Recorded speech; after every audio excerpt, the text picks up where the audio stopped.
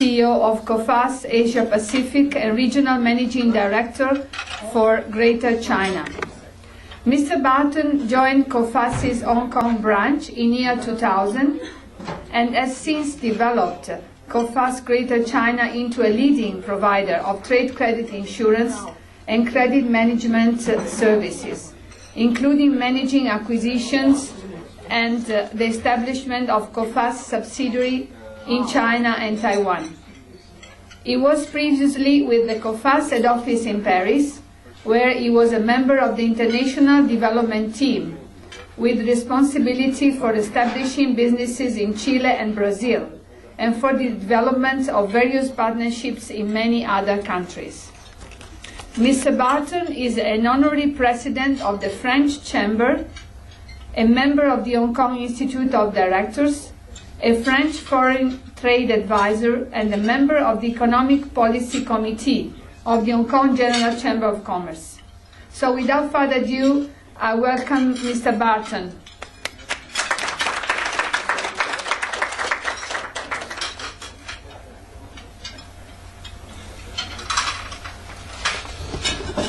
Good afternoon. Thank you very much. Good afternoon, ladies and gentlemen, distinguished guests. Donatella, thank you for that very warm welcome. I'm delighted to be here amongst such an august and senior group of representatives from international financial institutions, and I'm very proud to have been invited to address this forum, or this gathering. And once again, Donatella, thank you for inviting me. I've been given quite a wide-ranging title: how the global financial crisis and its regulatory implications on banks and insurers affect the business of credit insurance. And you're very brave, because if you want to come and listen to a credit insurer talk about that, then, well, you've deserved your lunch. It may only be a coincidence, but I'm speaking to you only a few days after the 3rd anniversary of the Homeric title, The Fall of Lehman. That was the event, of course, which pushed the subprime securitization crisis into a crisis in the real world economy, in the real economy. And we all, I think, can remember that very vividly. I'm also speaking to you only a couple of days after, yet again, a huge sum of money, $2.3 billion at the last count, has been lost by a rogue trader at UBS. I don't think there's anybody here from UBS. I'm not singling them out, but UBS. It's frankly beyond me how such an accident has occurred after what we've been through over the last few years. How can any sane institution or regulatory regime still be letting a single person lose such a colossal sum of money without apparently any proper controls in place? This is frightening.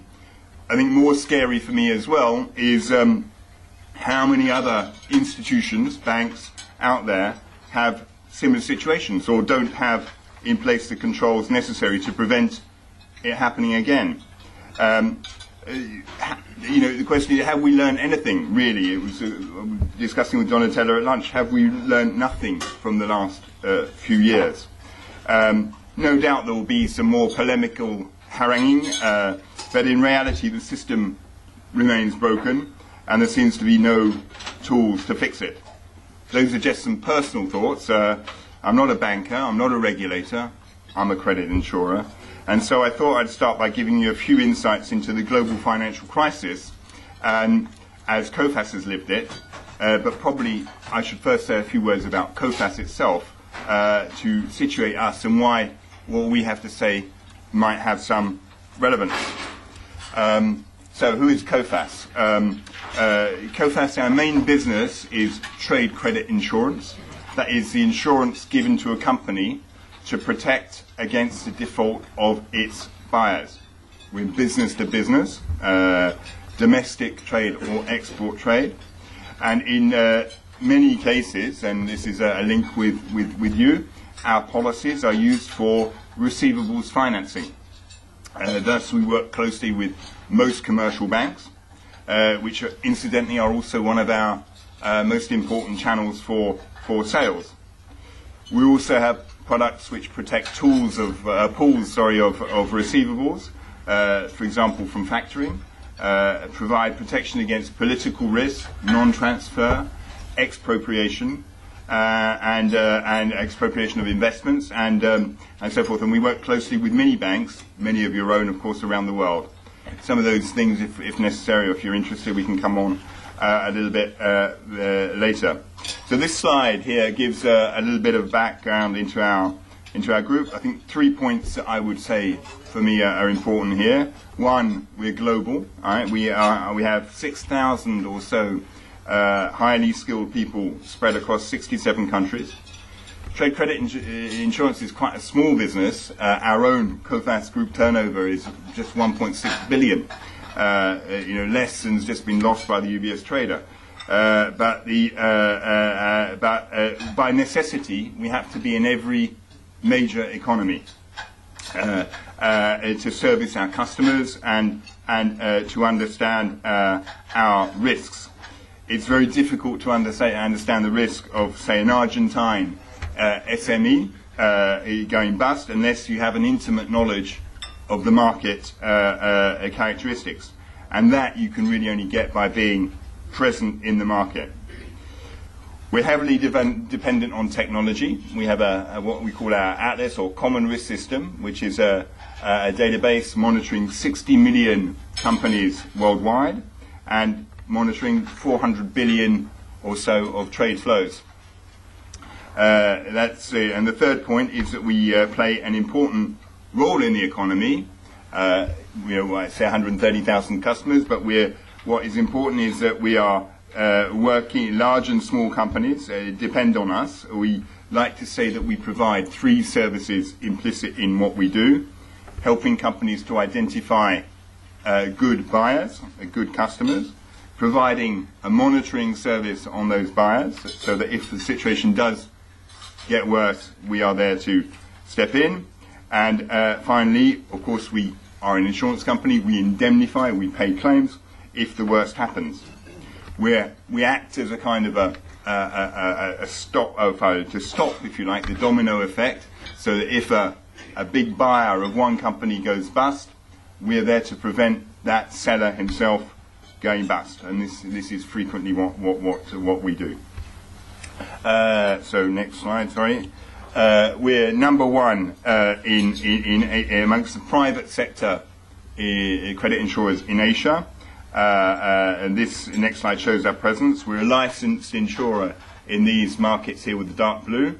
And in the other markets, we have offices, and we generally work with partners. For example, in China, here we're working through Ping An Insurance Company of China, who is our partner in China, and they help us issue the policies to our customers in China. So I wanted to show you rather graphically what happened to us during the crisis. Here, I think you have copies on this for those sitting further away, but what you have here is a histogram showing world growth for a period of since 1970, so it's about 40 odd years. And then the curve above it is our non-payment index.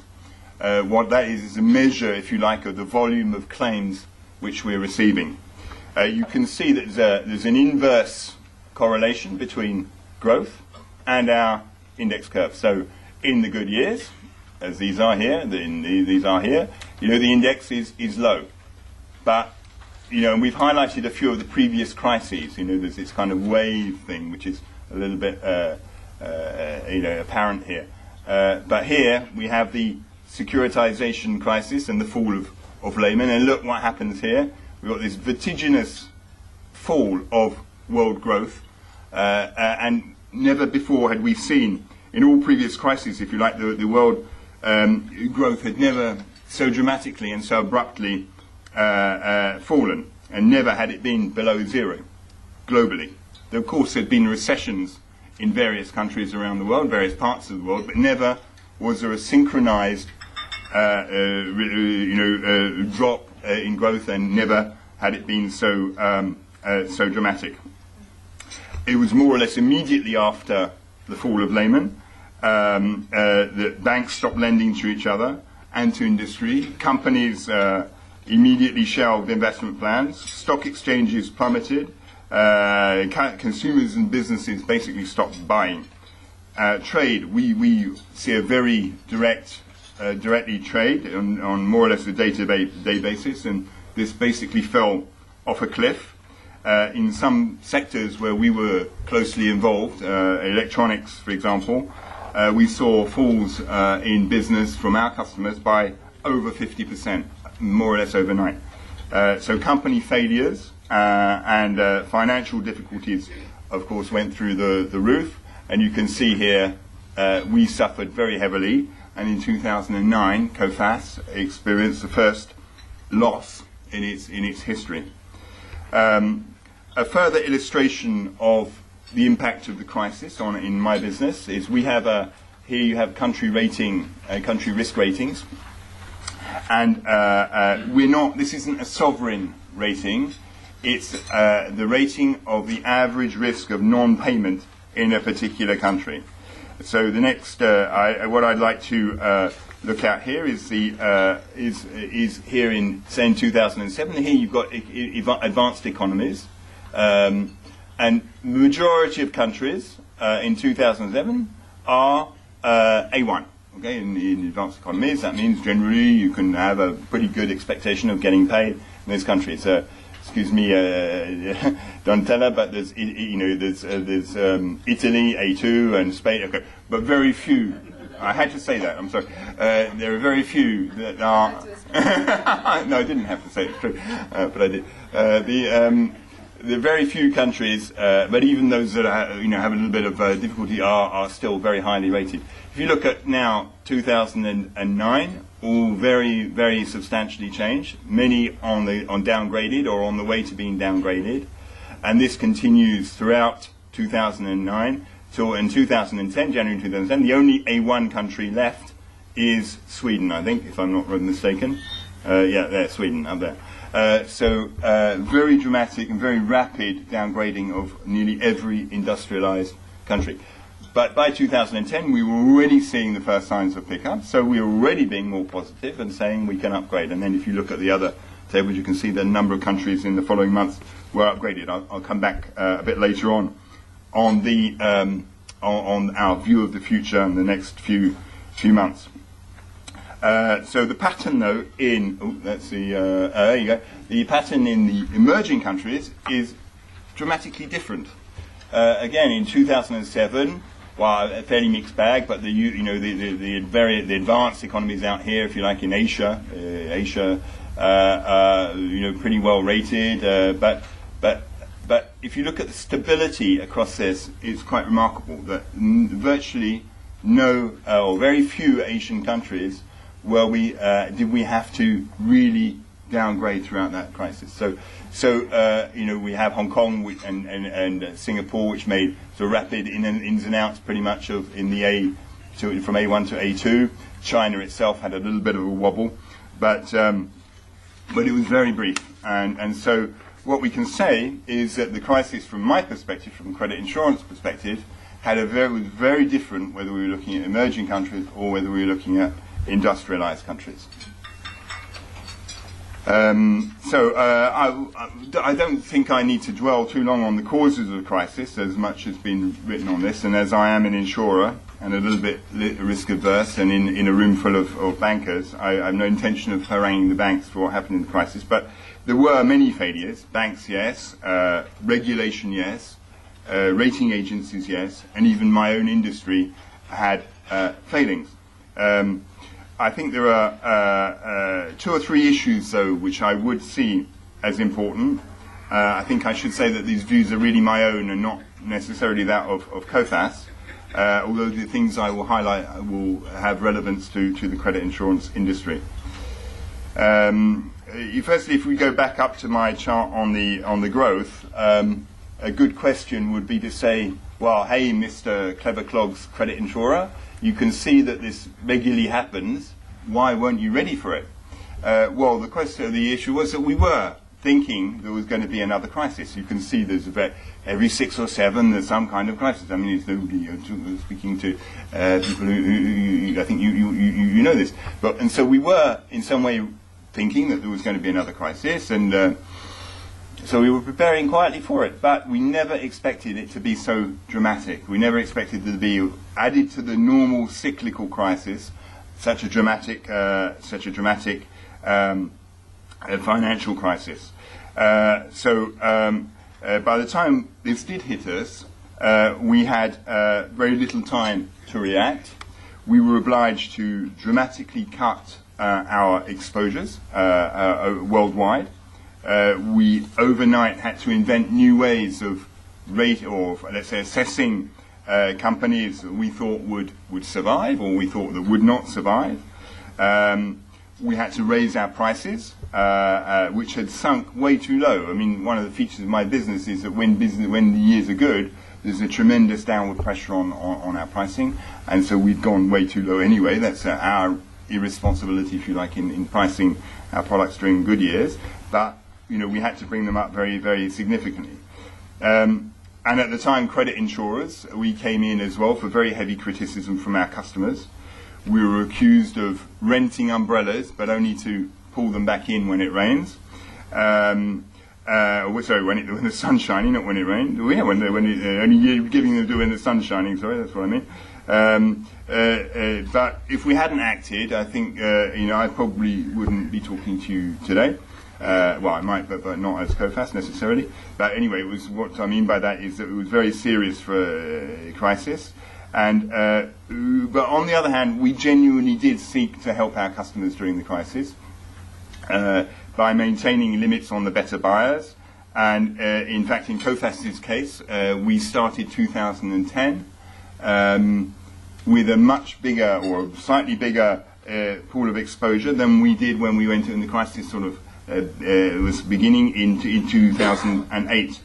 Our portfolio is much more focused on better creditworthy buyers, but it is important to have that in mind. But of course, at the time, all of this caught the attention of governments, particularly in Europe, where since the 80s and 90s, most had been exiting credit insurance market in favour of the private sector. That's at least for the short-term credit insurance. Well, suddenly credit insurers were, if you like, the bad boys. Governments set up task forces to look at what we were doing. We were called in front of special committees. Schemes were invented to provide backup and in some cases direct support to companies that could not get a credit limit on a buyer. I think in reality all of this was relatively small beer compared to the wads of cash which were being given or sent in or thrown at the banking system, and no private credit insurer needed any government support directly into its capital to go through the crisis. Many of the schemes that are now put into place are being wound down, but there are ongoing discussions, I think, in Europe, so that in the next crisis, which we hope is not next week, but in the next crisis, there will be a better, more adapted mechanism in place.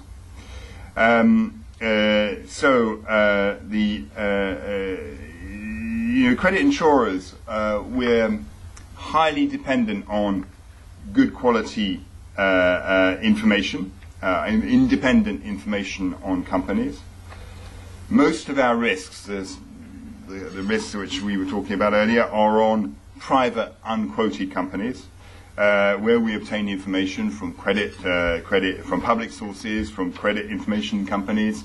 Our customers, of course, are a big source of information for us, the internet. So we have to get information.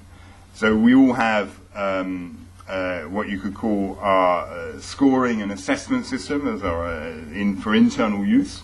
Generally, these assessments are not made public, but you could say they should be reliable because, or getting more reliable, let's hope, because if a credit insurer gets the assessment wrong, then we can stand to lose a lot of money.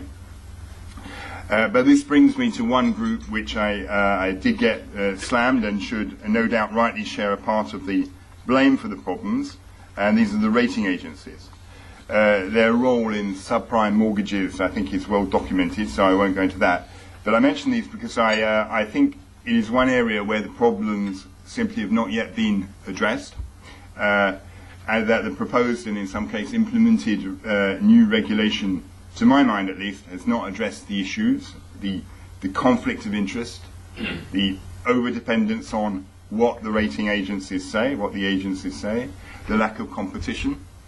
I'm not here to sort of talk of responsibility or irresponsibility, but it seems to me that far too much emphasis and reliance are placed on these organisations, which are not necessarily better informed, nor do they have better models than anyone else. I think it's not always been like this, but I think over the years there's been a pressure on growth, a pressure on share price, and have led these organisations to a situation they are today. I was pretty shocked when I read recently a former analyst from one of the big three agencies saying that 15 or 20 years ago, when they went to rate a country, they would send 5 or 6 or more people for 2 or 3 weeks to the country to spend time in dozens of meetings, dozens of data gathering exercises, a detailed analysis. And nowadays, he implied that it was generally only a couple of people for only a few days who were going. And this really shocked me. Is it really credible that is it really good sense that billions, in fact, can be wiped off the wealth or economic health of a country on the say-so of a couple of rating analysts? Ratings are extremely important. They're a sensible way to condense down a lot of information. But they're only that. They're an opinion, an indication. They're not tablets of stone. I don't have a magic solution. COFAS itself flirted with becoming a rating agency. We have lots of information, lots of assessments on hundreds of thousands of companies. It would perhaps make sense, but we've since changed strategy, partly as a result of the crisis. So resolving this is not easy in my mind, but it certainly shouldn't be forgotten in the maelstrom of the other aspects of this crisis. So I was asked to talk a little bit about the regulatory implications of the crisis and how they affect credit insurance. I've mentioned government intervention in credit insurance. I've mentioned now the rating agencies.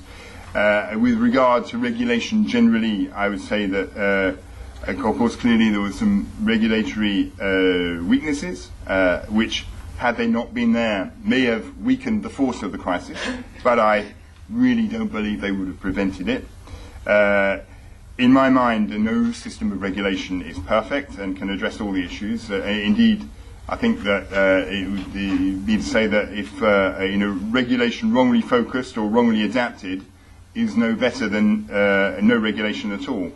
What is the purpose? As I say, I'm not an expert in this. Is it to protect investors or individuals? Is it to ensure markets support the real economy? Is it to force a certain morality onto behaviour? Frankly, when I looking at the changes which seem to have been made since all of this began, it seems that not much has really changed. At the height of the crisis, governments were menacing deep-rooted changes, curtailing the power of banks, rating agencies and others, and never again, I think, was the cry. But frankly, not much has happened. Basel III, something probably very close to your hearts, is trundling along towards implementation. It certainly has the aim of addressing some of the flaws, and that became apparent in the crisis. It's focused on capital and funding, and I expect its implementation is making quite a lot of consultants a bit richer. But is it so fundamentally different from what was already there, or in terms of the aims of the previous regulation? And if I understand, full implementation is a number of years away. As you will no doubt know, the Vickers report in the UK has provoked a deep debate and divided reactions. The end of the universal bank, a model which, as long as I've been in working in finance, has been the model promulgated as the best. Vertical integration applied to finance, bringing the best of all worlds to customers, large and small, retail and corporate. I think, in theory, there's no reason why we can't have well-managed universal banks. But in practice, they are complex to manage. They may fall short of delivering on the goals. Saving with the retail banks, which recycle through the investment banks their funds to invest in industry in one form or another. But the other side of the argument is that the giant banks becomes worlds of their own. What seems to have happened in reality is that very large companies don't really need them, or only occasionally for the full service they can provide. And smaller companies, which are mostly my customer base, who do need them, they have to jump over so many hurdles to get financing that it becomes sometimes impossible. So, as we see, sometimes what happens is that these big banks, to make money, trade and bet amongst themselves with catastrophic consequences when the music stops. So I think the UK will be an interesting model to follow, given the importance of financial services in its economy. For insurers, that's my business, we have our own mini regulatory revolution going on in Europe, which may lead other countries to follow suit. As we are insurers, credit insurers will also be involved in this. It's a little bit like Basel III. Regulators in Europe are trying to shore up the capital and solvency of insurance companies. But we insurers are always just one step behind bankers, are only on Solvency II and not on Solvency III yet. But like Basel III, the provisions are being implemented soon. Some provisions are being implemented soon, but full implementation, again, is some years away. Solvency II, like Basel III, seeks to align capital requirements to the risks in the business. It will force insurers to mark-to-market their risks, to create and adapt new models for risk assessment. COFAS has evolved. We have now what we call our risk-weighted exposure, which allows us to put a risk weighting on every exposure we have that we're covering. We will have a more dynamic. We have to have a much more dynamic management of our portfolio of risks. We will have to be able to adapt very quickly if market conditions change. I think Solvency II, and perhaps my colleague from BNP Paribas would even know more than I, was already on the blocks before the crisis, but I think it certainly accelerated the need to implement it. So, in short, the financial crisis impacted credit insurance very directly, with huge increases in claims. Governments had a rather knee-jerk reaction to supporting credit insurance in the depth of the crisis. But it did bring credit insurance back to the fore, and I think that in future we will have a good mechanism in place in the event of future catastrophic situations. Enhanced regulation of banks, I think, will have a positive impact, at least I hope so. If more focus is made on funding industry and the long term, that will very directly help credit insurers, me. Our business grows if the industry grows. But I think, unfortunately, the jury is still out on whether enhanced regulation really will bring about this positive impact. In fact, as the crisis unfolds, so I keep saying the crisis, the past crisis, but I think in reality we're still in still in a period of crisis. So let's just say, as the crisis unfolds, one of the main implications for me as a credit insurer, and I think also for banks and industry generally, is not a regulatory issue. There is more and more blurring of the lines. The traditional classification that emerging markets mean more country risk is gone. And in fact, that they mean more risk full stop, I think is now out of the window. Recent months have shown that developed economies, I mean, I'm talking specifically about Europe, but developed economies are just as risky, in some cases more, than emerging ones. This will be the new paradigm, I think, which is managing our business, managing my business, in a tighter regulatory environment with heightened risk, which can come from unexpected places. I think if I have a few more minutes here to conclude, just to one more minute, to conclude just a word on our outlook for 2011 and 2012. If I go to the right slide, probably this is the best one. Anyway, we think the worst case scenario of a dive back into recession will probably be avoided. Nonetheless, growth will be very weak in the second half of 2011. There's continued tensions in the US over the debt, and of course the recent loss of the AAA status. The sovereign debt crisis in Europe is not over.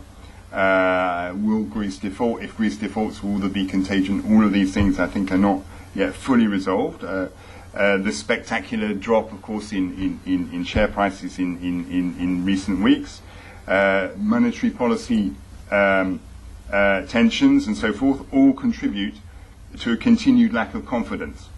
So our current scenario will see world growth in 2011 at where is it? World growth 3.2%, with developed markets are only at 1.5, but still being most of the result is coming from emerging markets with 5.8% growth. Our scenario next year is still 3.2% growth, and here the difference is within this. On the table, there was a table with sort of world growth statistics on it. Within this, we see that in fact Japan is going to come back from recession to growth, and so a lot of the growth in this area is going to be driven by Japan. US will still remain will have a significant slowdown in growth, and Europe and the Eurozone too. So emerging markets remaining fairly strong growth at 5.6, a little bit down from this year, but principally because their markets in Europe and the US will be suffering. But in such an environment, of course, my objective and my is to continue to support our customers and partners as well as we can. And even if, as you saw in the chart, this chart, even if we're already seeing a little bit of an uptick in recent weeks in claims. So I think I've already spoken for perhaps a little bit even too long, but I would like to stop there and try and answer any questions that you may have. Thank you very much.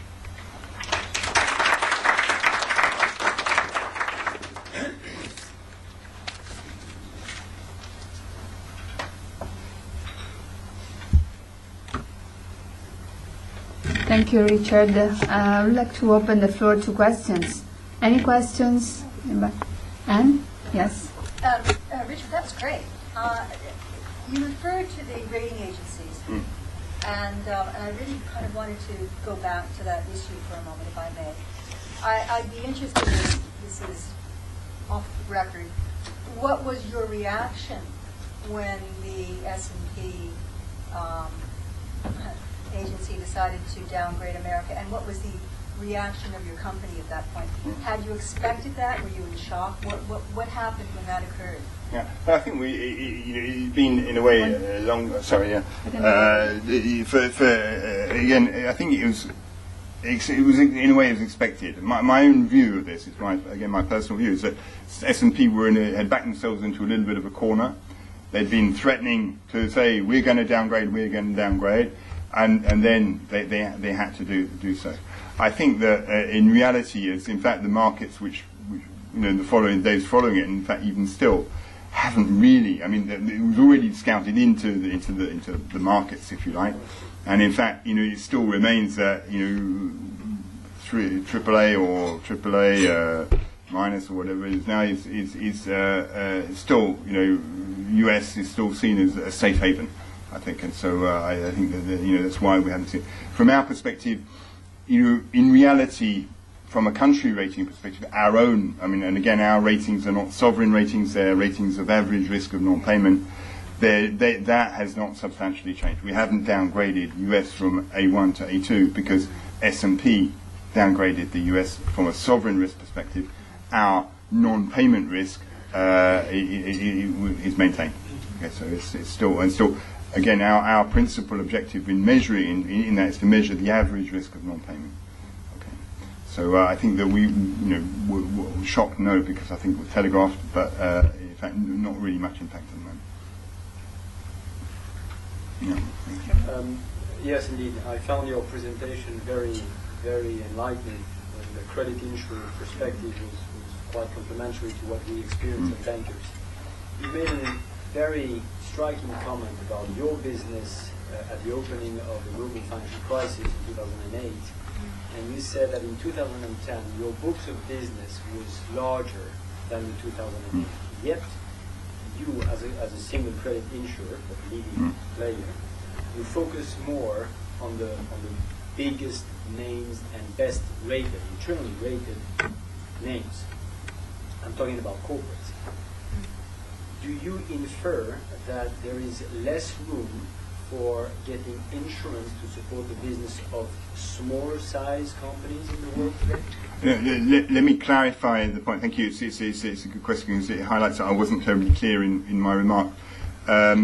When I say we had more, we have our exposure is what the risks we carry on behalf of our customers. Right? Our customers take a credit insurance policy with us, and their credit insurance policy covers the risks of them doing business with their own buyers.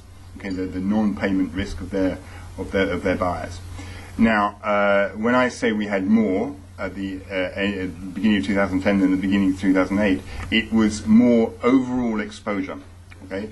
And so, but what we had done is in the crisis, we looked at every individual risk that we have. So that's more or less buyer by buyer or company by company to assess the risk, to give it a rating. I was talking about our risk-weighted exposure, and to say with that, and to try and concentrate our portfolio of exposures on the better quality buyers, on the buyers which are less likely, if you like, to go bust. But the second part of your question is no. We still the majority of our customers are SMEs.